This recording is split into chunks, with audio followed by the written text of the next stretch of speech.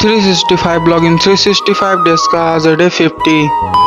तो सुबह उठ कर बाहर आके जैसे ही मैं बैठता हूँ पता चलता है कि रात को बारिश आया हुआ होता है और सुबह भी आ रहा होता है, तो मैं यहीं पे बैठ के आराम करने लगता हूँ। फिर मैं रूम में चला जाता हूँ क्योंकि बाहर कुछ लोग आके बैठ गए होते हैं, तो फिर मैं यहीं से आनंद लेने लगता हूँ। तभी देखता हूँ कि बारिश तो बढ़ गई है और झीसा भी आ रहा होता है, तो फिर मैं देखता हूँ कि भाई आज मुझे इतना कॉपी कंप्लीट करना ही है। मैं सोचता हूँ कि क्यों ना चला जाए छत पे घूमने के लिए, तो अपना स्टैंड और माइक लेकर निकल जाता हूँ घूमने के लिए और देख लेते हैं कितना तेज बारिश आया होता है, पानी अभी भी लगा हुआ है। छत पे आते ही मेरे साथ कुछ ऐसा हो जाता है। भाई जैसे ही मैं जामुन के पास आके बैठा ही होता हूँ तभी देखता हूँ कि मैं भाई फिर से बारिश स्टार्ट हो चुकी है, तो जिससे मुझे नीचे जाना पड़ेगा अब। फिर मैं सोचता हूँ कि भाई इतना कम झीसा आ रहा है तो इसमें क्या ही हो जाएगा। फिर मैं सोचता हूँ कि भाई माइक तो खराब हो जाएगा तो वीडियो भी नहीं बन पाएगा मेरा। यही सोचते हुए जैसे ही मैं छत के ऊपर से नीचे उतर के आता हूँ तो देखता हूँ कि भाई बारिश तो इतना ज्यादा बढ़ गई होती है कि वहाँ पे रुक भी नहीं सकते थे हम लोग। फिर मैं इस बंदर को देखता हूँ जो कि इस बारिश में भीग रहा होता है, तो फिर मैं यही सोचता हूँ कि भाई मैं इसके लिए कुछ कर पाता, लेकिन भाई मैं क्या ही कर सकता हूँ इसके लिए भाई। फिर मैं यही सोचता हूँ कि भाई इन लोगों का तो पूरा समूह होता है, लेकिन ये पता नहीं कि यहाँ पे अकेले आके बैठा हुआ था।